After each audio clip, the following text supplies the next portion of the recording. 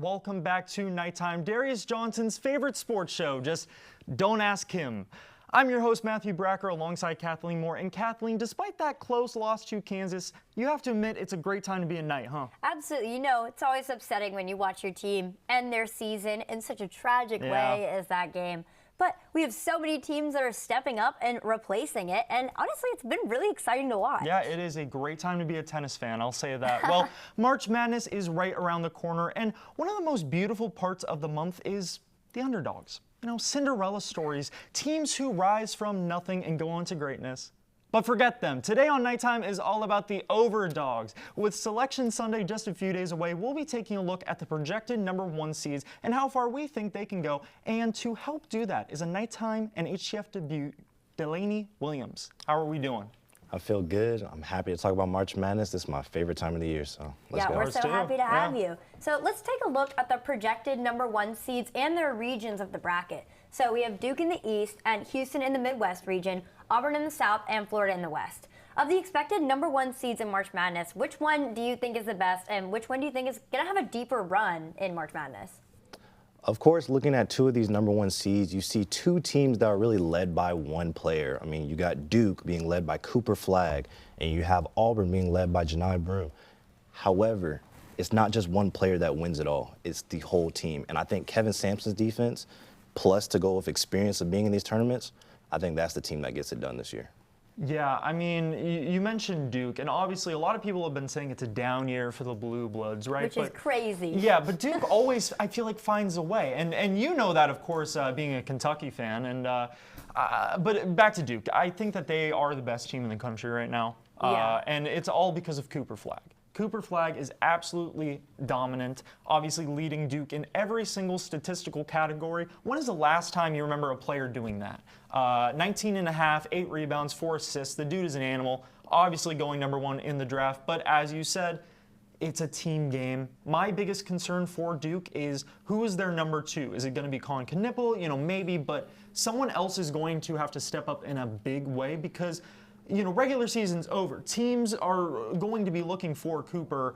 I think that is going to control their fate in March Madness, but I think that they can make a deep run. Kathleen, what do you think? No, I agree. I mean, Cooper Flagg is a once-in-a-generation player. I mean, this guy is just absolutely raw at basketball. But not only that, Duke is an entire team. They're very familiar with tournament play, and they're very familiar with how this process works. They know how to cut in. They know how to get dirty. Like, they can play defense. It's a very comprehensive team. I don't think we're giving the rest of the players enough credit just because Cooper Flagg is like this dominating force. I still think without Cooper Flagg, they would still be a good team because they have good stars on the rest of their roster. I think it's a very deep roster in my opinion. Well balanced. But Duke is also they're #1 right now in what's it called? BPI. In the Basketball Power Index. I mean, they've had a very strong schedule. Like, they haven't played these softball games, and they only had 3 losses on the season. So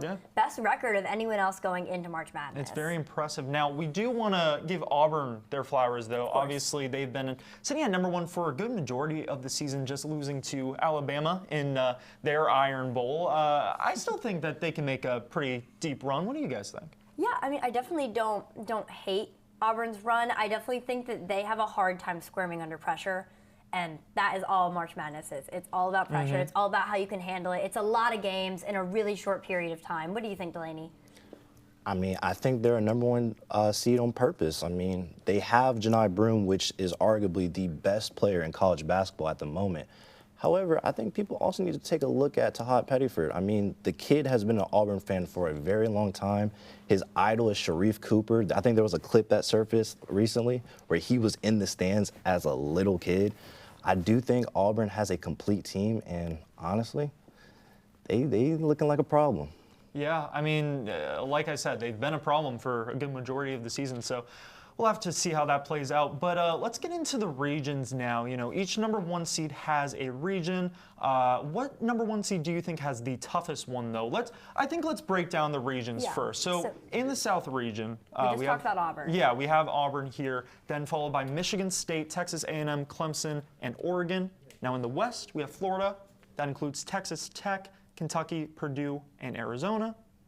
In the East, we we have Duke, followed by Tennessee, Iowa State, Maryland, and BYU. And in the Midwest, finally, we have Houston, Alabama, St. John's, Wisconsin, and Michigan. That was a lot of teams I just named. It was. Delaney, who do you think has the toughest region and toughest road ahead of them? Well, starting off with that South, that's Auburn's path. We have the Michigan State. I mean, Jace Richardson. He is the son of Jason Richardson. He is an absolute baller. They got to stop him. Even if they do not or do play, it really depends. But if they do, that's their main problem. And of course, you have Texas A&M, a fellow SEC team that my Kentucky Wildcats have had a bit of problems against. But Wade Taylor, like I said, he's just like Jace Richardson. He's a hooper. But I feel like Clemson also can make a run, Oregon can also make a run, but that's going to be the hardest part. Going into that West, my Wildcats, no bias, but Kentucky. Maybe a little.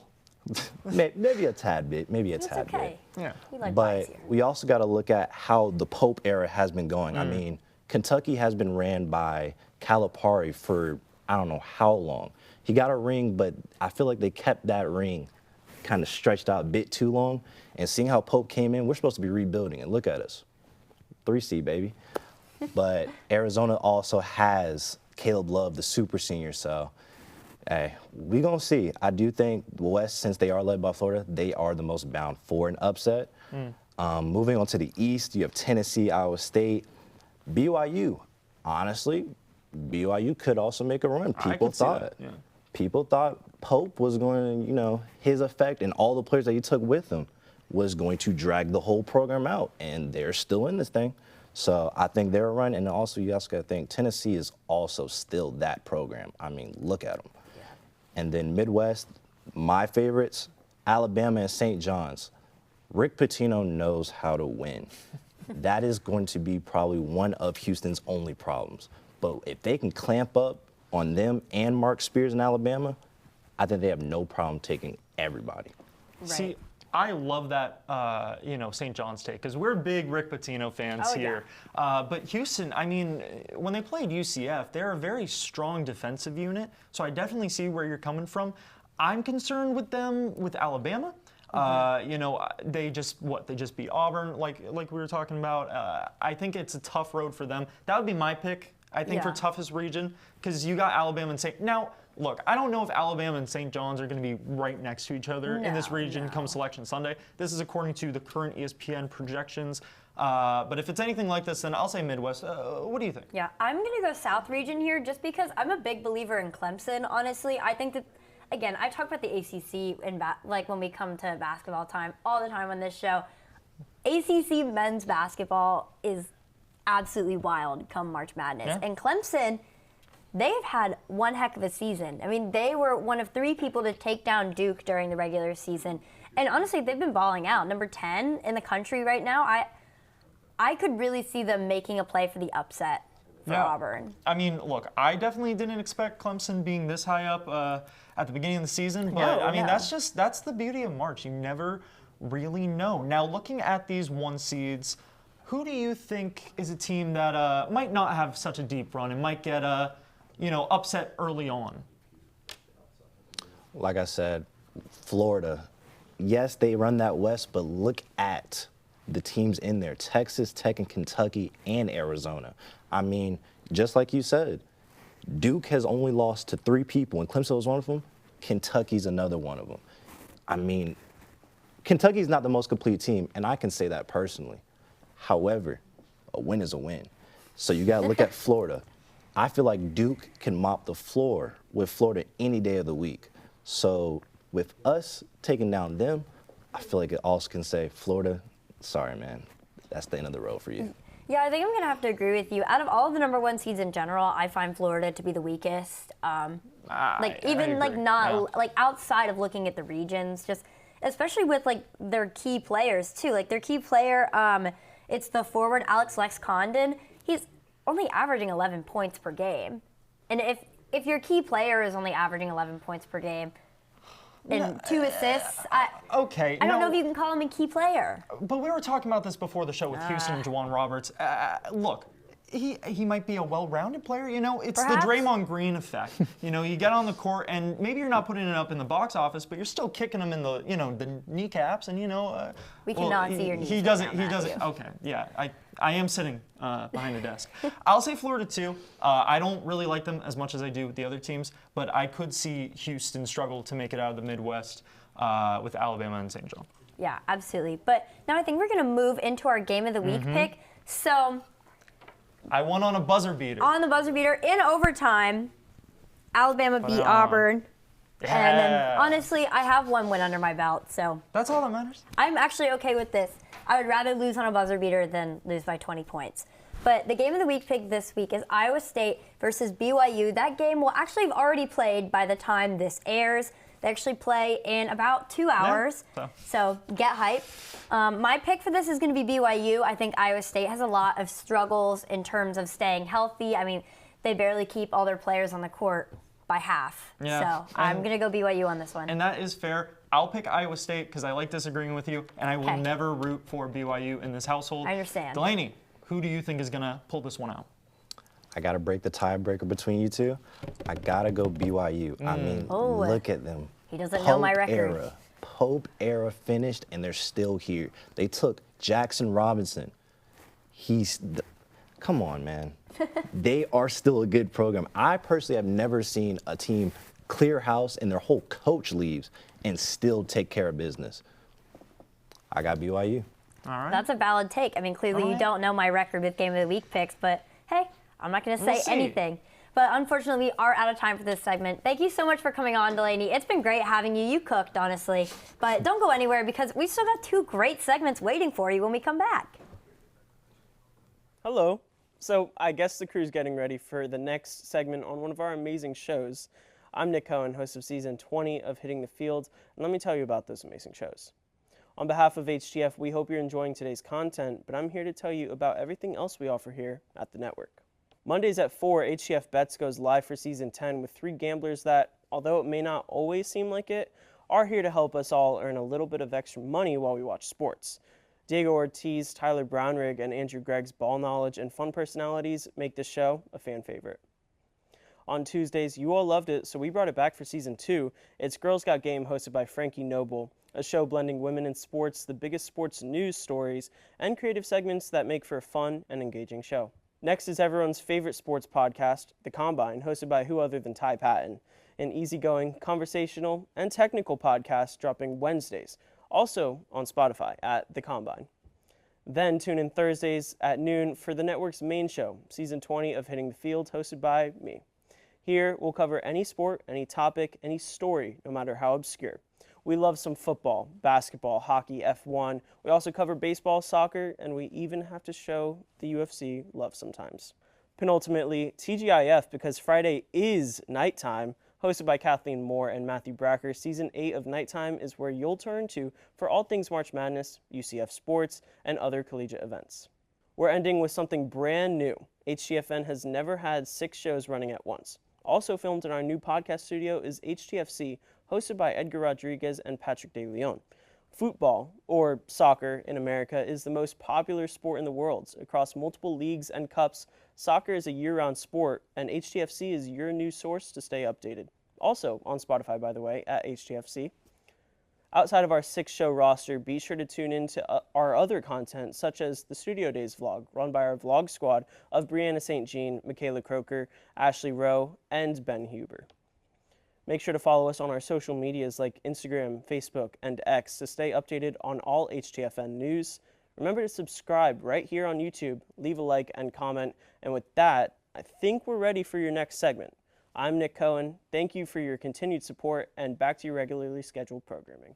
And welcome back. It's time for the rundown. I think you all know how this works at this point, so I think we should just jump right into it. I think so too. Starting out, UCF softball is ranked. As it stands right now, UCF is 3rd in the Big 12 and ranked 16th nationally according to one source, but then according to D1 softball, they're ranked 21st. Yeah. So very curious about that. It's an amazing season for UCF It softball. really is. Probably one of the best, honestly, of all time.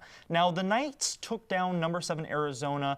They won a series win, and it was actually their highest ranked series win ever. in program which history. Is insane. Now, despite their tough schedule, I mean, this team continuously is proving itself as a program that can play with the best of the best. Now, the Lady Knights did play against Florida earlier this week, and sadly, we did drop that one. But hey, number 3 Florida. Yeah, number 3 in the country.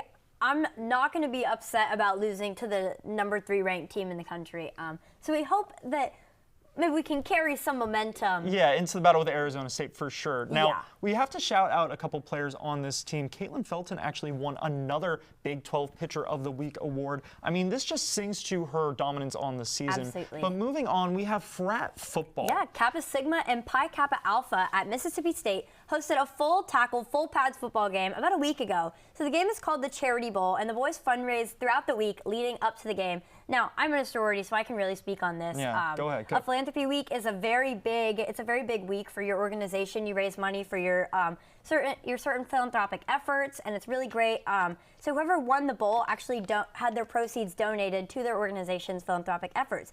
Kappa Sig took the game 24-6 against Pike, and they were able to donate $556,000 to the Reclaim Project, which provides transformational platform for men transitioning away from addiction, homelessness, and criminality. Hey, you gotta love it. I mean, honestly, and what I love about this is every frat bro can finally live out their dream of strapping up and playing for the SEC. I mean, you gotta love that. Putting the pads back on. Yeah, you always hear, oh, I'm better than these guys out there. Hey, prove it. If I didn't get hurt, I would be D1 right now. And this I would just be in, D1. the UCF frats are actually going to play, and the winner gets pardoned. Can you believe it? Oh, now, my UCF gosh. baseball beat Miami this week on Tuesday night. The U came over to the John, and it didn't go so well for them. UCF displayed a dominant control of the game, and it was absolutely insane from the third inning on. Just an offensive, crazy game. Antonio Jimenez, the infielder, had an incredible defensive game for the Knights, and actually one of his catches was on SportsCenter Top 10. Yeah, it ranked was. number 8th. So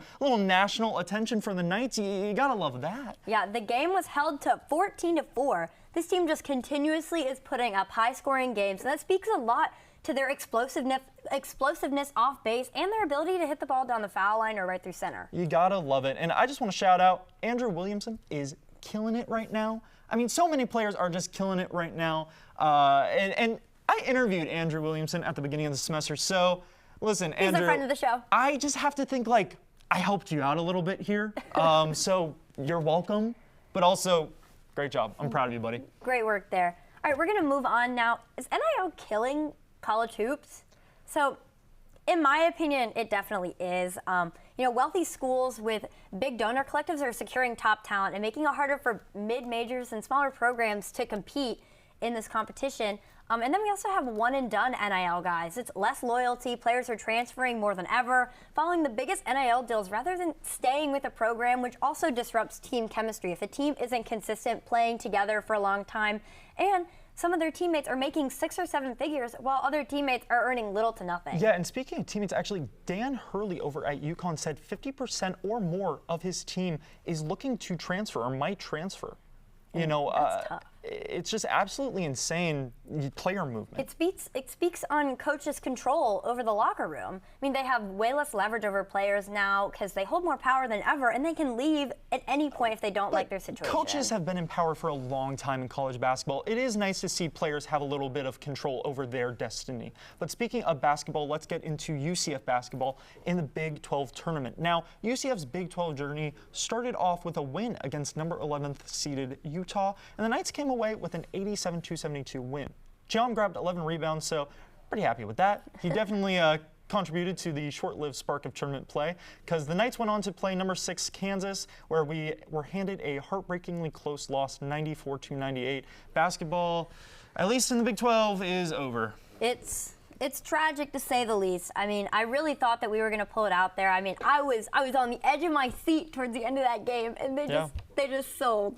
It was sold. really sad. It was so close the entire game. And you got to feel bad for Darius Johnson. We no. mentioned him at the beginning of the show. Our Pinkie Pie, Darius Johnson. He put his back into these games. I mean, towards the end of the season, just game in, game out, dominating, scoring-wise. Him and Keyshawn Hall, I mean. Yeah. What a dynamic duo. I'm really sad that we're not going to get to watch them play together anymore. Yeah, it's all over. It's tragic. But what are you going to do? This has been a good one. We've still got one more segment where we get to relive the glory days of the college football season when we come back.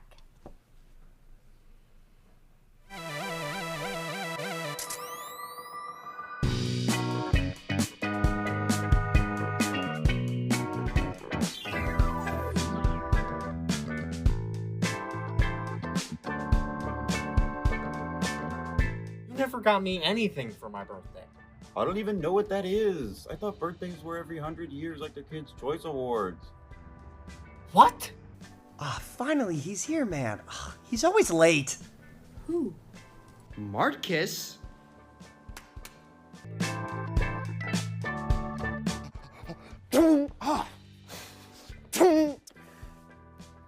You good? I'd give them one of these and one of these.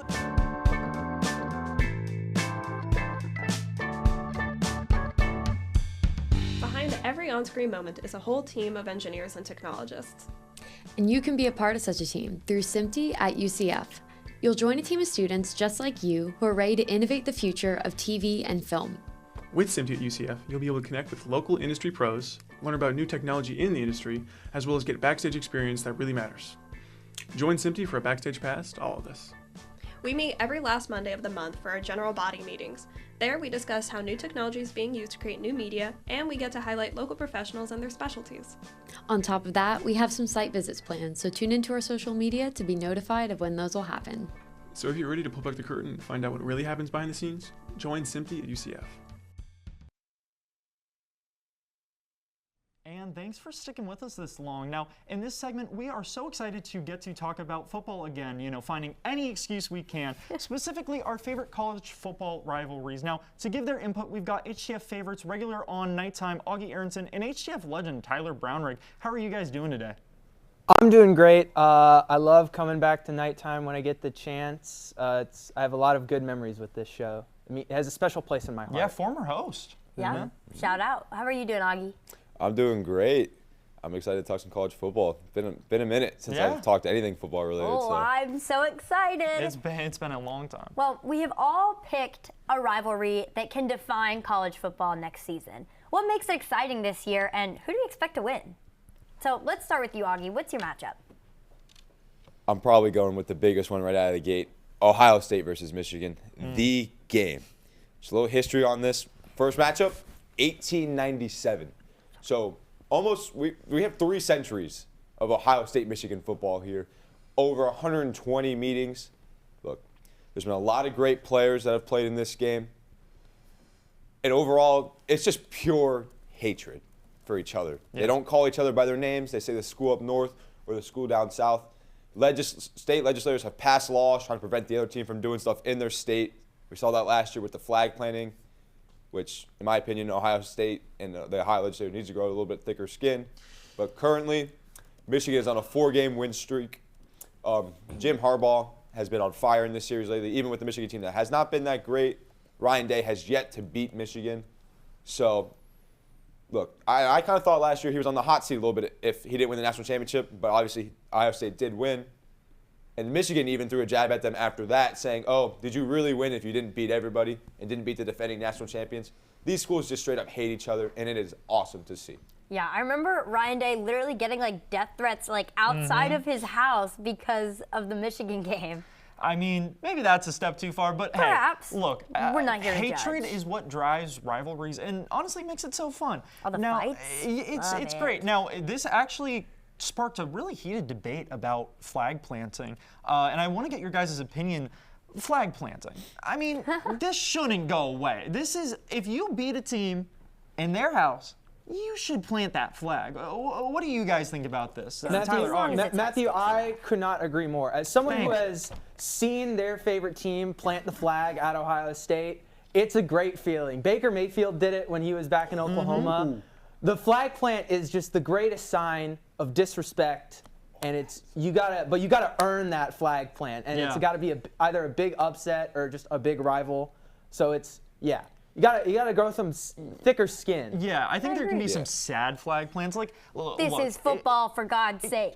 Exactly. If you win like a close one, maybe you aren't like, you don't have like a lot of swagger when you go to plant the flag. You're not like, yeah. We're getting into the technique of it. But Augie, I'd like to hear your opinion instead of watching Matthew do whatever he was just doing. Mine is nice and simple. You don't want to get your flag planted on at home field, don't lose. Don't lose at home. It's pretty simple. Don't lose. Yeah. All right, well, now we're going to move into your pick, Tyler. Who is your biggest rivalry? To everyone's shock and awe, I'm going with the Red River rivalry between OU and Texas. This rivalry is 120 years old now at this point, dating back all the way to 1900 when the teams first met up. Currently, Texas is the winner of the last game. It was a beatdown of OU, 34-3. The year before that, though, I was actually at that Red River game, and it was a big upset for Oklahoma. It was awesome. It was sick to watch and be there. But this rivalry is just awesome. Every year, they go to the Cotton Bowl, and the stadium is split perfectly in half right at the 50-yard line. Half of it is red. Half of it is that ugly burnt orange. It is truly a sight to behold to be there in person and see it. And this year, it's going to be a much different game, because they're two very different teams. Texas lost a lot of big names to the draft. Obviously, Quinn Ewers is gone, Kelvin Banks, hey, Arch Manning's going to step up. A lot of players gone, and the big name for OU that is now added is their new starting quarterback, John Mateer from Washington State, and he'll be matched up against Arch Manning, who at long last will take over the reins for the Longhorns. About time, honestly. Honestly, I've been waiting for this. I've been waiting for this, the Manning legacy. I've been dreading Arch. I don't want to hate him, but I definitely will, and it's going to suck when I see him play Oklahoma. Hey, but that's the beauty of rivalries. I mean, do we really know why we hate these teams? I mean, in some cases, but really, no, we just do. Now, who do you think is going to win this game? I mean, do we even have to ask you, Tyler? I'm going with Oklahoma, all right? Texas what a shocker. Lost. It is not going to be the same Texas team that it was this year, all right? They're going to get that golden cowboy hat, which is sick, by the way. Just want to throw that out there to see the players wearing that golden cowboy hat. But yes, Oklahoma, horns down till the day I die. What a shocker that pick was, honestly. No one's surprised. A little bit expected. Now, let's move on to my pick. I have a little more interesting one, Florida versus Georgia. Now, this is a storied SEC rivalry dating back to 1915. And honestly, I love this one. It's very fun. Georgia is leading with 56 wins over 44. Look, this is so fun. SEC matchups are always so fun. This is called the world's largest outdoor cocktail party, which honestly, kind of a long name for a rivalry. But a lot of people come out, a lot of people tailgate, and hey, I love barbecue. I love apple juice. So it's pretty fun for, to watch. And I just think that this game is going to be so important in this season, because I think this is a pivotal season for both of these programs. Georgia, is going to have to defy some expectations. Florida is going to have to exceed some expectations. It's going to be an interesting quarterback battle between Lagway and Stockton, huh? Yeah, no, I really look forward to that. I mean, this is one of those rivalries that I look forward to watching personally every year. Yeah. Really quick, guys, what do you guys think about this rivalry? I mean, Georgia's owned Florida the last 4 years. It hasn't even really been competitive games. Florida's never been a good team in recent years, ever since Marco Wilson threw that shoe. So I don't really see a reason to be super excited about it in terms of a competitive game. Yeah. Yeah, I understand that. Florida's got DJ Lagway, plain and simple. Florida gets it done this year. Okay. Well, short and sweet, but now we're going to move on to my pick, and it wouldn't be college football rivalries without talking about the Army-Navy game. Navy has a winning record against Army overall. I believe it's 62, 55, and then 7 ties. Something like that. So it's 124 total meetings. The first one in 1890, so this is a very long-standing hatred for each other. But no matter who wins this game, they're probably 2 of the smallest D1 schools in the country with the most academic rigor, and yet they still managed to play some pretty great football, honestly. This last matchup, Navy took the win pretty generously, actually, after having a far worse record than Army. But no matter who had a better recruiting class, this is always anybody's game. It's rooted in tradition, honor, and respect for both of these amazing schools. Gotta love it. Yeah, you have to love it. And my boyfriend's dad told me to say this, but go Navy, beat Army. All right. Well, gentlemen, it appears we are out of time, but we love having you on the show this week. Appreciate you coming on. Now, we hope you enjoyed this episode. I know I did. Now, unfortunately, we will not be here next week. We'll be enjoying our spring break, so stay safe. Yeah, don't do anything I wouldn't do, and especially don't do anything he would do. Okay. As always, I'm Kathleen Moore alongside Matthew Bracker. See you next time.